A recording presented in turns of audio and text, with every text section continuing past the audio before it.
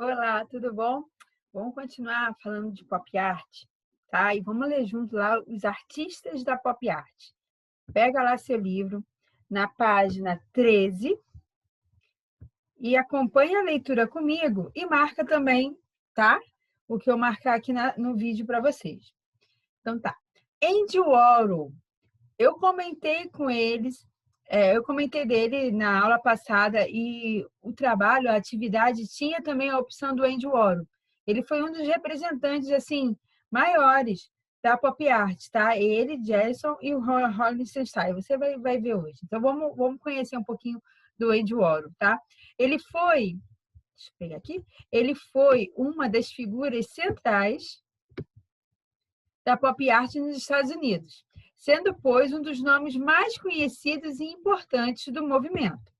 Ele mostrou uma forma de fazer arte mecanizada, substituindo o trabalho manual por uma arte impressa em série de retratos de ídolos da música e do cinema, como Elvis Presley, Michael Jackson, Elizabeth Taylor, Brigitte Bardot e Marilyn Monroe. O artista entendia, e isso é legal também de você colocar, o artista entendia as personalidades públicas como figuras impessoais e fazia, apesar da fama de cada celebridade. Tá? Então, ele destacava, ele vendia esse produto.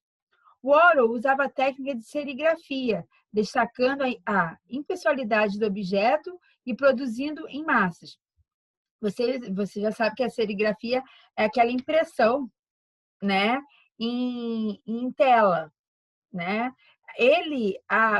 O ateliê dele ele chamou de The Factory, a fábrica.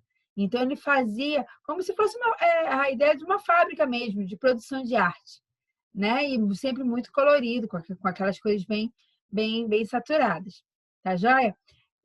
Vamos dar continuidade no nosso, né? O Jason Jones, ele é um pintor norte-americano e apresentou seus primeiros trabalhos com temas simples, como bandeiras, mapas, alvos e números e letras. O tratamento peculiar dado às telas tem origem em uma técnica denominada eucástica, que consiste em diluir tinta em cera quente. Então, isso é importante colocar do Jason Jones, né? Esse tratamento, o tratamento peculiar dado às telas, eucástica, que consistia em diluir tinta em cera. Mais tarde, em 1958, o artista passou a acrescentar relevo em seus quadros, colocando neles objetos reais, como escovas, lápis, pincéis e letras. Tá? Outro artista também muito renomado na pop art é o Hollister, tá? Ele tinha interesse pelas histórias em quadrinhos como tema artístico. Começou provavelmente com uma pintura do camundongo Mickey, que realizou em 1960 para os filhos. Em seus quadros a óleo e tinta acrílica, ampliou as características das histórias em quadrinhos e dos anúncios comerciais, reproduzindo à mão, com fidelidade, os procedimentos gráficos. Ele chegou a utilizar uma técnica pontilhista para as imagens planas e limitadas, delineadas por um traço negro, que contribuíram para um intenso impacto visual. Tá? O Roy, hoje a gente falaria que ele trabalha com pixels, né? Que são aqueles pontinhos de cores que a gente tem na nossa tela. Tá? Então, assim, é muito fácil de identificar esses artistas. Tá? E, por isso, da atividade da aula passada, para você escolher. E se você olhou todos os efeitos, você vai ver que tem um efeito lá que tem esse nome, Hollister, que são os efeitos de bolinha, né? Que você pode colocar também na sua foto. Tá? Então, se você ainda não fez, dá tempo ainda para você fazer e mandar, tá bom? Quero que você faça, não esse entre em ação. Teve até um pessoal que fez no trabalho passado, mas não esse entre em ação, mas esse passo a passo. A gente vai observar atentamente essa obra e vai responder essas perguntas, tá? E eu peço que você responda no seu caderno de desenho, tá? Então, leia o texto abaixo, vamos ler junto. A arte pop, ou pop art, do inglês popular art, acho que deve ser assim, né?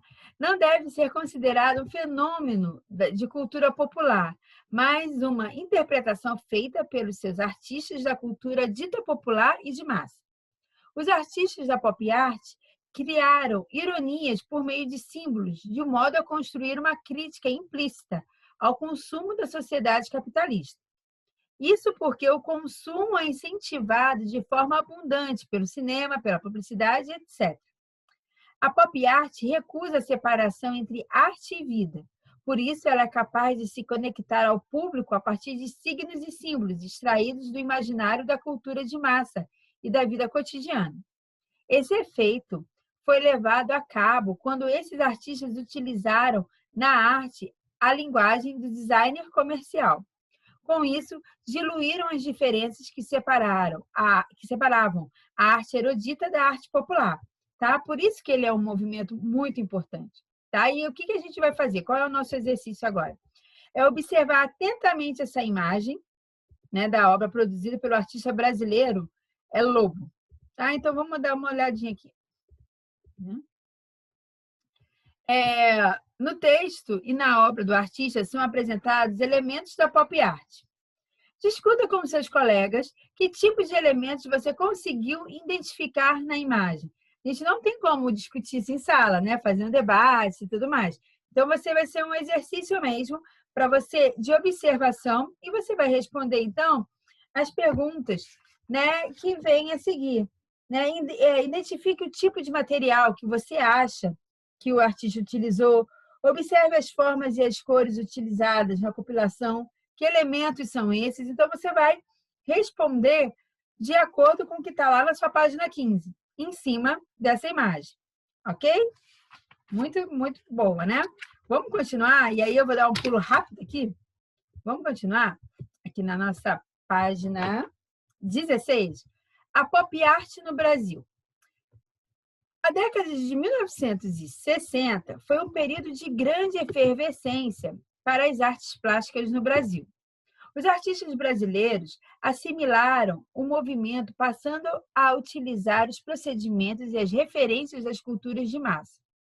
Em um período de insatisfação política, os artistas tematizaram questões sociais, além de discutir o consumismo e o materialismo.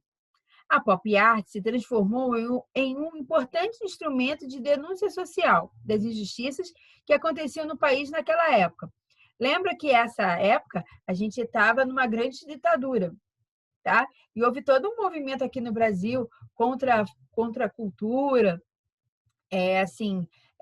toda uma questão popular, né? Contra o movimento que estava acontecendo, né? Contra esse período, contra essa situação política que a gente estava passando, tá?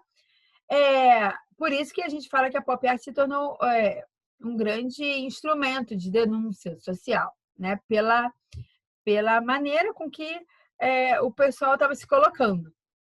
Entre as exposições mais importantes nesse período, destaca-se a Opinião 65, realizada no Museu de Arte Moderna do Rio de Janeiro, que teve a participação de 17 artistas brasileiros e 3 artistas estrangeiros. E aí você vê uma panela de pressão do Cláudio Tosi, tá? Um símbolo, né? Enquanto o Andy Warhol colocou uma lata de sopa, né? O Cláudio ele expõe uma panela de pressão, que era muito o que a gente estava vivendo na época, né?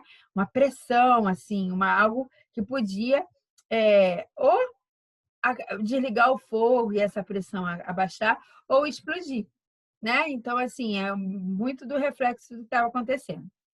Depois que você fizer o exercício de observação e responder aquelas questões, vem aqui para o parada obrigatória e responde, então, essas 3 perguntinhas, essas 4 perguntinhas que estão aqui, tá?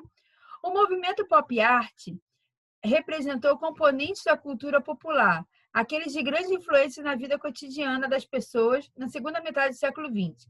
Cite um exemplo desses componentes. Está logo no comecinho, né, da aula passada. Olha lá no seu livro e completa aí para mim, tá?